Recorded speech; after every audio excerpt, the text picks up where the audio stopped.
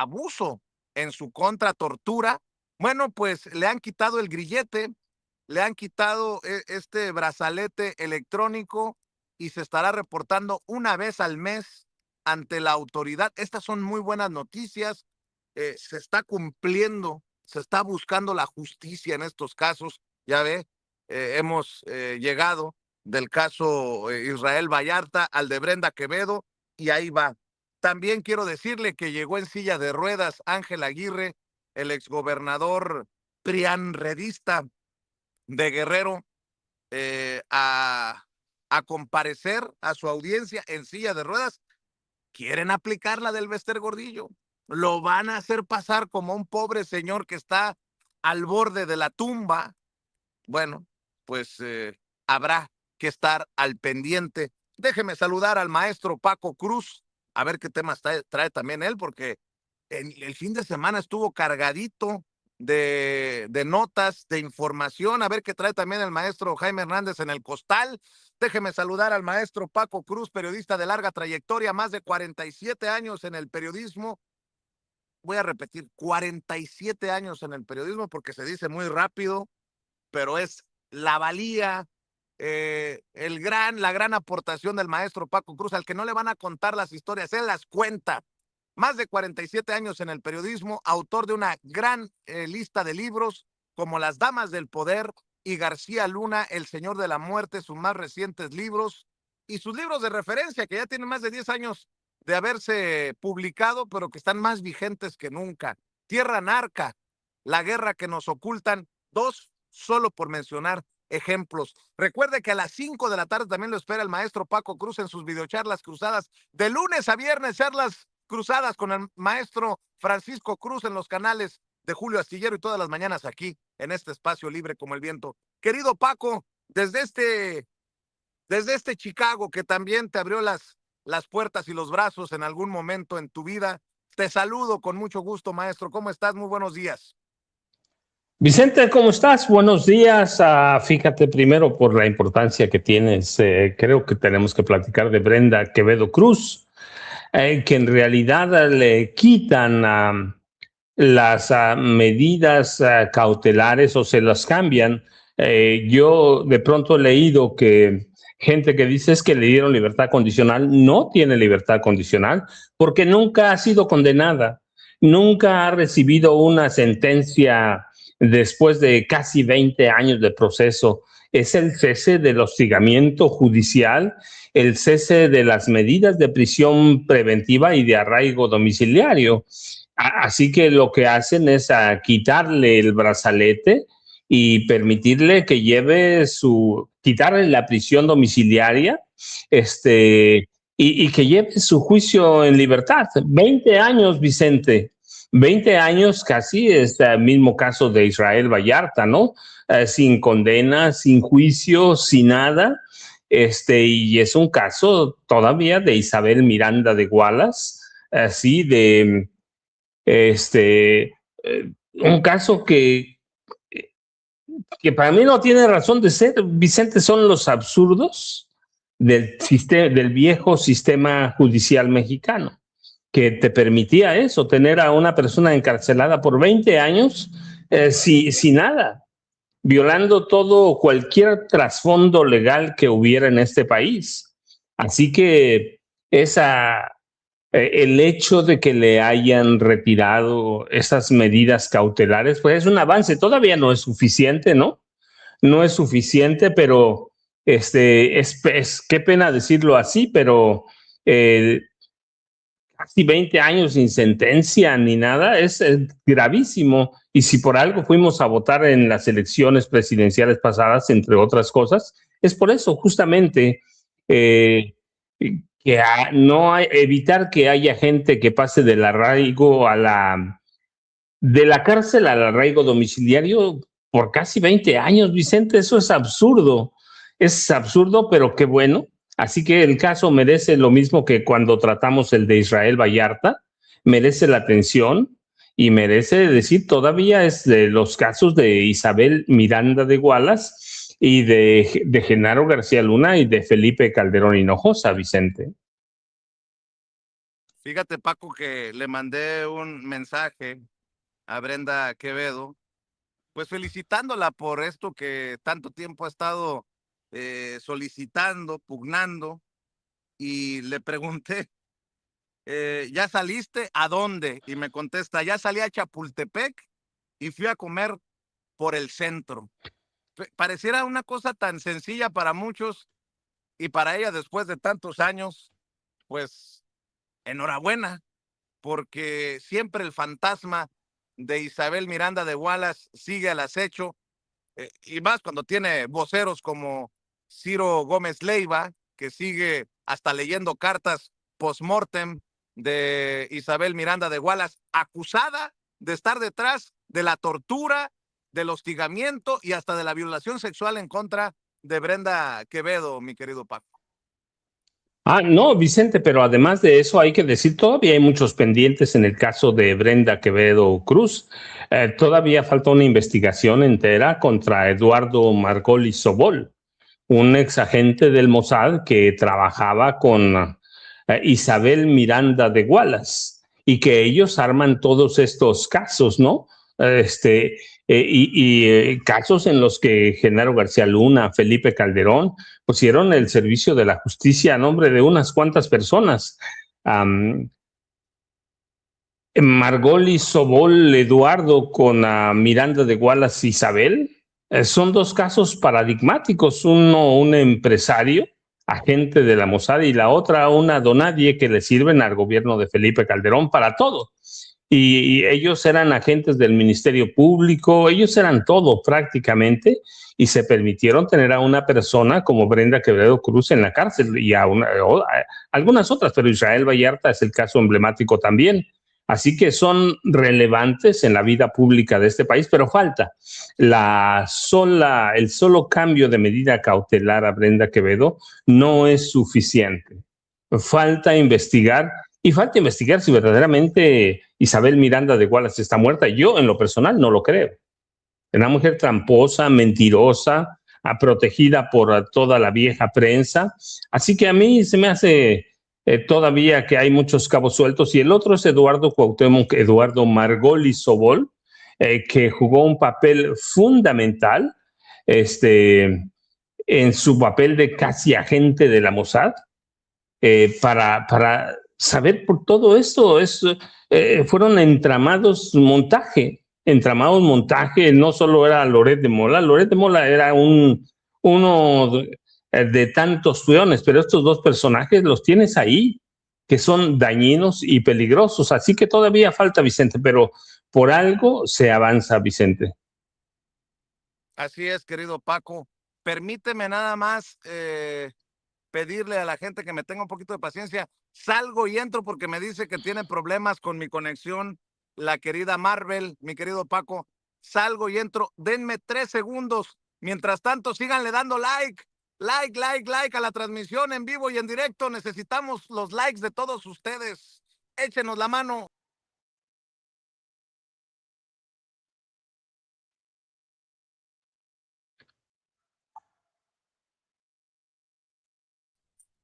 Me estoy haciendo más experto de lo que me imaginaba, mi querido Paco. Menos de 3 segundos y ya estoy de regreso. Oye, Paco, a ver, antes de que le entremos a los temas que tú quieras, maestro, antes de que llegue Jaime Hernández, qué exhibidota, debo de decir, la de Simón Levy. Lo digo, mire, yo no me he metido en este caso de Simón Levy porque, pues, no le encuentro sentido a veces, ¿no? Pelearse con las mentiras. Pero fíjate que hace 4 días, si recuerdo bien, escribió Simón Levy, hace unas horas el Departamento de Estado acaba de ofrecer una recompensa para la captura de los cabecillas del cártel Jalisco Nueva Generación, pero eso no es lo relevante. Oficialmente ha revocado visas a todos los integrantes narcopolíticos, miembros del cártel de la Barredora, como Hernán Bermúdez Requena, incluyendo a Dan Augusto López Hernández. Sí, como lo lees, orden de aprehensión internacional contra Dan Augusto. La unión del cártel Jalisco Nueva Generación y del cártel de la Barredora es una sola. Por eso te adelanté hace 10 días que ya estaba lista la acusación penal y la orden de arresto internacional de Adán Augusto López Hernández, senador de Morena, exgobernador de Tabasco, exsecretario de Gobernación con Andrés Manuel López Obrador. Dice Simón Levy, hoy Estados Unidos ha hecho oficial que el cártel Jalisco Nueva Generación es su prioridad y el cártel de la Barredora operado por Morena es su brazo en el sureste mexicano. Esto no te lo va a decir ningún medio mexicano. Y luego escribió, mañana a las 5 de la mañana comparto la pieza pública de la orden de aprehensión contra Adán Augusto que se va a librar en Estados Unidos, que obtuvo en exclusiva el periódico El Sol de México. Luego publicó, comparto la orden de aprehensión internacional contra Adán Augusto López Hernández, emitida por el Departamento de Justicia de Estados Unidos, que ya tiene conocimiento Claudia Sheinbaum y él mismo, fue obtenida por el semanario El Sol de México. Los datos del tribunal y especificaciones del formulario AO443 fueron testadas por el propio diario La Opinión de Grupo El Sol de México. Es lo que escribe Simón Levy. Pues resulta que desde la embajada de Estados Unidos en México publicaron ese mismo posteo, ese mismo mensaje de Simón Levy con un falso, en letras grandísimas, falso, del comparto la orden de aprehensión internacional. Y bueno, la embajada de Estados Unidos en México desmiente a Simón Levy. Y luego Simón Levy enojado escribe, 17 veces sostuve algo, me desmintieron y meses después apareció la confirmación. Promedio 293 días. Este no es un ejercicio de popularidad ni de vanidad. Me rige la estadística y el dato verificable. Y hay una pregunta que nadie hace. ¿Qué papel juega una embajada cuando desmiente? Ah, chico, ¿también se tiró contra la embajada? Pues resulta, pues, que en medio de toda esta avalancha de información, de noticias, pues hay que tener cuidado. Hasta la propia embajada ha desmentido a Simón Levy por esta supuesta orden de aprehensión contra Adán Augusto López Hernández y esto de mezclar al cártel Jalisco Nueva Generación con la Barredora de Tabasco y esta mezcolanza por la que hay que tener cuidado, mi querido Paco. Lo mencionaba porque me parece relevante decirle a la gente que nos está viendo y escuchando, tenga cuidado donde se informa, que no nos crean ni a nosotros a ojos cerrados, pero que sí que tenga cuidado porque circulan muchas de estas cosas en redes sociales. Vicente, el caso de Simón Levy tiene su razón, no debíamos tratarlo. Es un tipo mitómano, ¿sí? Es decir, una persona que vive de fantasías dañinas, de mentiras patológicas, que se caracteriza por una tendencia compulsiva, crónica e incontrolable a distorsionar la realidad. Y las principales características de personajes dañinos, enfermos, porque es eso, un enfermo, no lo digo yo, ahí están los especialistas en salud. La principal característica de los mitómanos es que tienden a presentar mentiras elaboradas, convincentes o por lo menos verosímiles. Suelen construir relatos detallados a donde mezclan hechos reales con elementos ficticios para darles verosimilitud, no verdad, sino verosimilitud. Y en sus historias, los mitómanos casi siempre se colocan a sí mismos en el papel de héroes. Es una enfermedad. Una persona de estatus extraordinarios o por el contrario, víctimas de tragedias extremas para captar la atención o compasión de los demás. Tienen personajes como Simón Levy, tienen incapacidad o dificultad para frenar sus impulsos para mentir. Mienten de forma automática, incluso en situaciones banales.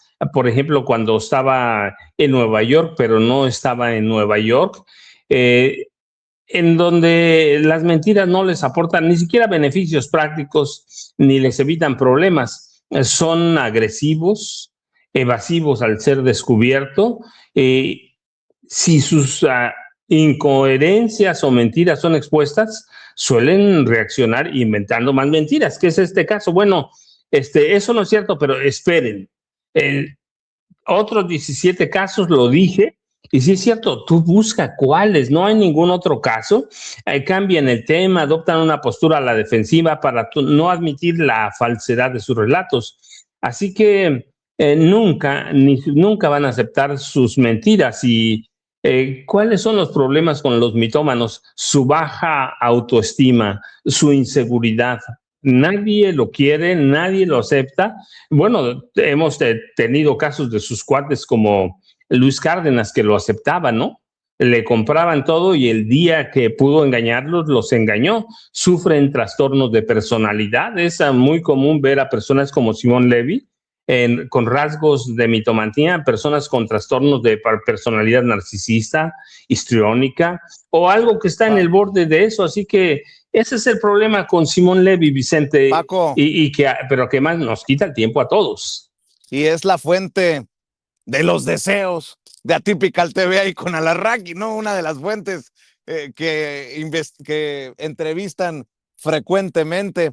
Digo, si le crees a la fuente para entrevistarlo, pues también tienes un problema como medio de comunicación o como espacio informativo. Paco, fíjate que me está diciendo Madame Kika, nuestra comandanta, Madame Kika, nuestra histórica moderadora, que a ella le acaba de pasar, solo como advertencia para la gente que nos está viendo y escuchando. Le había puesto like a la transmisión y me está diciendo que acaba de desaparecer, o sea que le quitan el like que le dio. Si le pasa a Madame Kika, que es nuestra moderadora, pues no le estará, ¿cuántas personas le estarán pasando esto? Por eso me dice Madame Kika, por favor, recuérdales que revisen su like, porque están quitando likes. Por favor, dele like y revise al ratito que no le quitaron el like. Y si le quitaron el like, pues seamos persistentes, vuélvale a dar like, por favor, a esta transmisión en vivo y en directo de YouTube de Sin Censura TV. Oye, Paco, a ver, no sé qué consideres, maestro, para la semana, para arrancar la semana en esta mesa de todas las mañanas, pero te propongo que revisemos lo de Ángel Aguirre, el exgobernador de Guerrero, porque estaba leyendo de La Jornada que declaró: el pendejo de mi sobrino estaba al tanto la noche de Iguala. Por eso el exgobernador de Guerrero habría ordenado destruir las pruebas, según declaraciones presentadas en la audiencia inicial.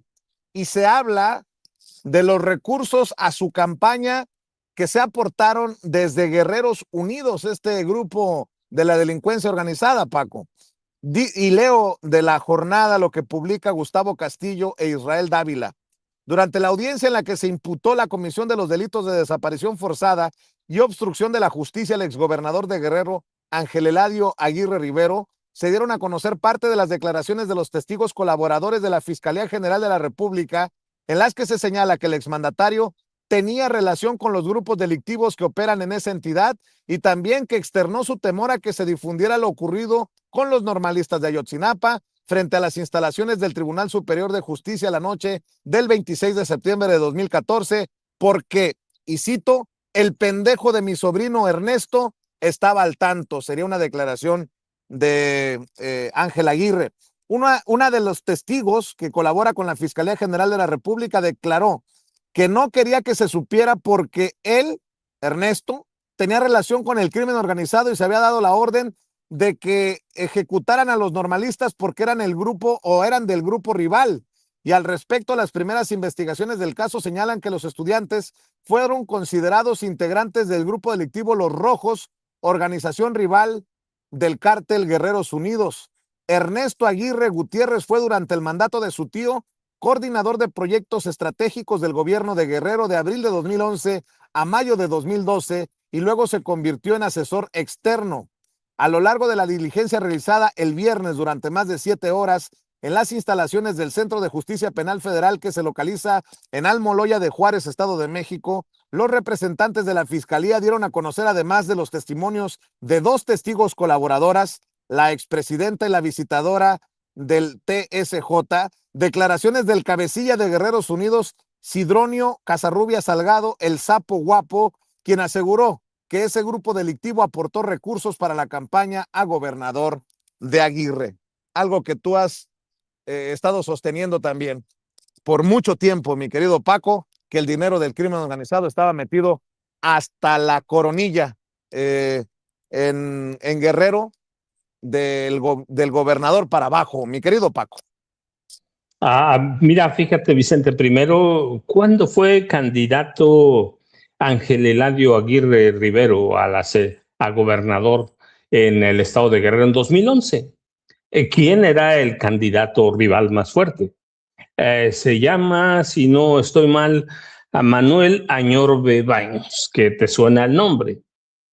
En aquellas elecciones de 2011, alguna vez te platiqué, los Zetas le metieron 15 millones de dólares a Manuel Añorbe Baños. 15 millones de dólares a Manuel Añorbe Baños. 5 millones se los entregó la Barbie. Los restantes grupos le metieron dinero, los restantes grupos de narcotraficantes le metieron dinero ¿a quién? A Eladio Aguirre Rivero. Sí, el cártel de Sinaloa, sobre todo, le metió mucho dinero a la campaña de Ángel Eladio Aguirre Rivero. Así que tienes ahí, era una lucha en 2011 de los Zetas contra el cártel de Sinaloa. Uno le entregó dinero a Manuel Añorbe Baños, 15 millones de dólares, 5 millones en efectivo. Y los otros grupos se los entregaron a Ángel Aguirre Rivero. Así que fueron elecciones del narco controladas por Genaro García Luna, Vicente. Sí, abiertamente controladas por Genaro García Luna. García Luna le había vendido, en algún momento lo documenté, le había vendido la plaza, primero de Acapulco, a los Beltrán Leiva. A los Beltrán Leiva les vendió la plaza de Acapulco y luego se extendieron por todo Guerrero prácticamente. Y se extendió todo el cártel de Sinaloa. Así que fueron las elecciones del narco, eso no hay ninguna duda. Después, tanto Manuel Añorbe Baños como Ángel Eladio Aguirre Rivero tenían relaciones con grupos de la normal Raúl Isidro Vargas, la normal rural de Ayotzinapa. Así que los dos tenían metidos intereses ahí. Luego, ¿quién es Ernesto Aguirre Gutiérrez? Es el sobrino de Ángel Eladio y era el hombre más importante de ese gobierno. Participó el gobierno de Guerrero en la desaparición, pero claro, absolutamente, yo lo he dicho, hay toda la evidencia y todavía la semana pasada te dije, fíjate, te lo dije antes de la audiencia, sin conocer lo que van a decir, me atrevo a decir que una de las informantes del gobierno federal, de la Fiscalía General de la República, es Lambertina Galeana Marín, la presidenta del Tribunal Superior de Justicia del Estado de México, del Estado de Guerrero. En el proceso de la audiencia salió uno de los nombres, y el nombre es Lambertina Galeana Marín. ¿Por qué? Porque ella recibía órdenes de Ángel Eladio Aguirre Rivero. Y ella desapareció, yo lo dije en alguna ocasión, varias ocasiones, pero una especial, te dije, ¿cómo carajo se atreve a destruir ella evidencia, 2 casetes? Si no es técnico, forense, no es perito, no es nada. Y destruyó los casetes supuestamente porque no había nada. Hoy sabemos que los destruyó porque, de acuerdo con los señalamientos de ella misma, en los casetes estaba o aparecía Ernesto Aguirre Gutiérrez. ¿Es descabellado? No. No, todo el gobierno del estado jugó un papel fundamental en la desaparición de los estudiantes y desaparecieron esos 2 casetes allí frente al Palacio de Justicia del Estado en Iguala, Vicente. Allí estaban las cámaras y de pronto desaparecieron. De pronto, no es que las hayan apagado, es que las desaparecieron. Las quemaron. Yo recuerdo que en algún momento dijo Lambertina que las quemamos porque no tenía nada.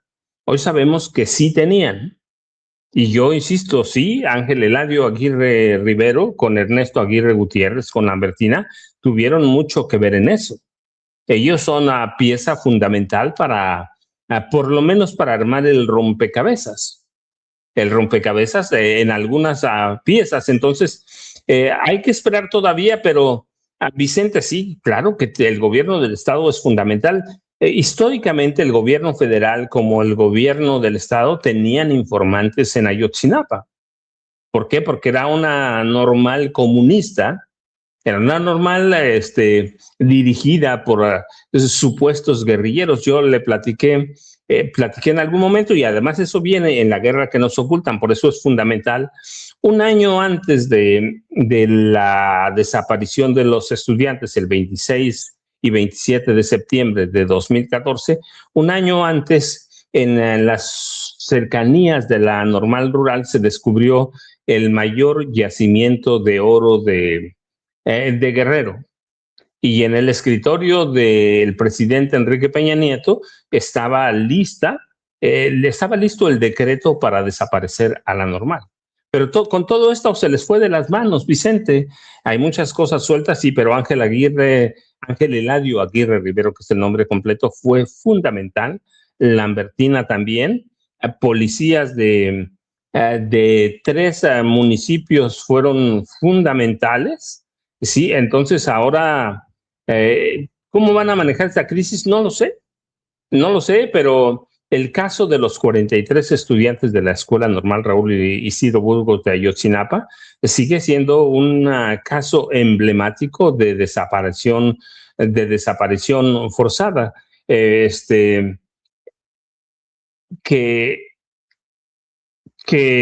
prácticamente no lo tiró, pero que prácticamente tira el gobierno de Enrique Peña Nieto. ¿Tú recuerdas, después de Ayotzinapa, el gobierno de Enrique Peña Nieto perdió todo el capital político que tenía, si tenía alguno, pero todavía falta que investigar a las policías municipales de Cocula, de Huitzuco, sí falta, pero esto es un avance, Vicente. Ahora hay que ver cómo cómo tienen toda la investigación del caso, pero Ángel Eladio Aguirre Rivero es fundamental. Lo mismo yo digo que Manuel Añorbe Baños, Vicente, porque tenía gente de Ayotzinapa también, en 2011, que fueron las elecciones en el estado de Guerrero. Pues va a seguir brotando la pus. Conste que aquí lo hemos advertido, va a tener que brotar la pus con la detención del exgobernador de Guerrero. Y hablando de pus, no, nomás por no dejar el saco de pus enojado con Simón Levy, y eso que son compañeros sí, compañeros de pantalla en Atypical TV, dice Javier Lozano. Va de nuez el farsante Simón Levy con sus estupideces y especulaciones. Háganse un favor, ignórenlo.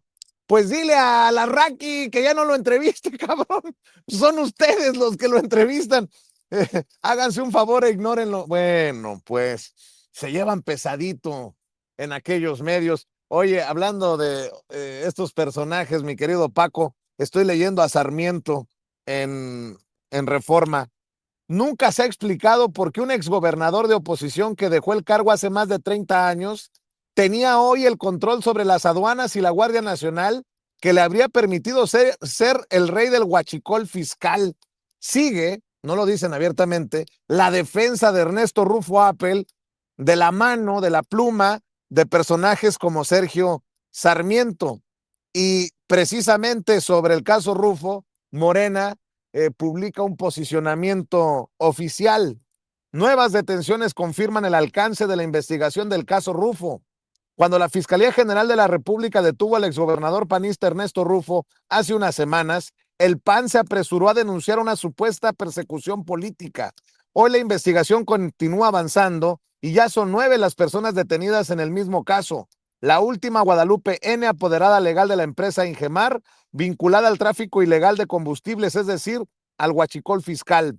Las investigaciones siguen fortaleciéndose y deviniendo en detenciones judiciales de toda la red. No se investiga a una única persona, sino al esquema de contrabando de combustible desde Estados Unidos hacia México, con aproximadamente 4,238 operaciones bajo investigación y a sus integrantes. Tan así que hoy se cuenta con 25 órdenes de aprehensión y un posible daño a nuestro país superior a 4,000 millones de pesos. Cada nueva detención debilita el discurso de la persecución política. La responsabilidad de cada involucrado la determinarán los jueces, pero el PAN debería explicar por qué. Frente a una investigación de esta magnitud, su primera reacción fue defender a Rufo, aun cuando desde sus propias filas había voces que lo acusaban por vínculos con el crimen organizado. En el PAN ya deberían haber aprendido la lección. Durante sus gobiernos, Genaro García Luna llegó a encabezar la seguridad pública del país y hoy está condenado en Estados Unidos por delitos relacionados con el narcotráfico, en específico por el vínculo con el cártel de Sinaloa. Después de esa experiencia, lo mínimo sería para el PAN no volver a descalificar investigaciones ni poner las manos al fuego por los suyos antes de que la justicia determine responsabilidades. México ya pagó demasiado caro que las lealtades políticas estuvieran por encima de las instituciones, que la fiscalía investigue y que los jueces decidan. Nadie ni nada por encima de la ley. Y qué relevante creo yo este comunicado, este posicionamiento de Morena, porque va a lo que mencionaba al inicio del espacio, Paco. Si para el PAN o Somos México, Ernesto Rufo es preso político, ¿por qué no levantan la voz por los otros detenidos? ¿Por qué los otros detenidos son menospreciados? ¿Por qué los otros detenidos no resultan Rufos Mandelas como el exgobernador panista de Baja California? Porque son unos hipócritas, porque saben que mienten, mi querido Paco. Vicente, no, déjame, es que sí es emblemático. ¿Por qué defender o por qué le toca al PAN defender a Ernesto Rufo Appel? Al PAN y al PRI, claramente, bueno, por una razón. Si tú le quitas el peso que pudiera tener Ernesto Rufo Appel, vas a destruir al PAN y vas a destruir al PRI. Ernesto Rufo Appel es uno de sus íconos o de sus emblemas de la democracia. Yo sostengo que no, lo he dicho porque Ernesto Rufo Appel nunca ganó nada. Fue un arreglo el 27 de agosto, fíjate, me acuerdo siempre la fecha, 27 de agosto de 1988, la dirigencia nacional del PAN, que encabezaba Luis H. Álvarez de Chihuahua, se reunió, él y Maquio, Manuel Cloutier, se reunieron con Carlos Salinas de Gortari, y en esa reunión en la que el PAN acepta validar el fraude electoral, a cambio de que, bueno, eran varias cosas. La primera, 3 gubernaturas, de inmediato, ¿sí? La de Baja California, la de Guanajuato, no en elecciones, pero la de Guanajuato, y la de Chihuahua, senadurías, diputaciones y el programa económico del PAN, a cambio de validar el fraude. Y lo validaron. Y así gana Ernesto Rufo Appel. Y para ellos se hace un emblema de la democracia. Pero se les olvida que la historia se puede contar de la manera que es. Entonces, si tú les quitas ese caso, los vas a desarmar, Vicente. Luego, no lo dices tú, no lo digo yo, no lo dice el maestro Jaime Hernández, que seguramente se está quitando las chingueñas ahorita que ya despertó. No lo decimos ninguno de nosotros 3, lo decía Felipe Calderón. Es un tipo que está vinculado al narcotráfico a través del cártel de Tijuana, de los hermanos Arellano Félix. Hay evidencias solidísimas de que Ernesto Rufo Appel en su gobierno permitió la expansión brutal del cártel de Tijuana. Hay también evidencia muy sólida de la corrupción en corporaciones policíacas de Tijuana, del estado y de varios municipios, entre ellos claramente Tijuana, que es el que le da nombre al cártel de los Arellano Félix. Así que si tú le quitas eso, Vicente, por eso lo defienden con uñas. Y luego otro, pues el PAN es un partido de delincuentes. Yo leí una declaración absurda de Jorge Romero Herrera que decía, no he visto ninguna prueba que señale que Ernesto Rufo Appel es culpable. No ha visto las pruebas de que él es el jefe, el pandillero mayor de la mafia del llamada cártel inmobiliario. Entonces hay que tener mucho cuidado, Vicente, pero por eso lo están defendiendo como uñas, como perros y gatos, no, como gato boca arriba, panza arriba, dicen aquí en mi pueblo. Por eso lo están defendiendo, porque si les quitas eso vas a quitar la razón de ser del PAN. Y de por sí está muerto políticamente hablando, pues lo vas a terminar de enterrar. Entonces, y luego lo están defendiendo. ¿Por qué? Porque si no es el PAN, está en la Marea Rosa. Es uno de los principales financistas, ¿no? De la Marea Rosa, o el nuevo partido de Guadalupe Acosta Naranjo y Lorenzo Córdoba Vianello. Entonces, si tú les quitas este apoyo de Ernesto Rufo Appel y lo presentas como lo que es el criminal que es, ¿qué vas a hacer? Pues vas a matar a dos pájaros de una pedrada, como dicen aquí en mi pueblo. Buenos días, Vicente. Jaime Hernández, buenos días.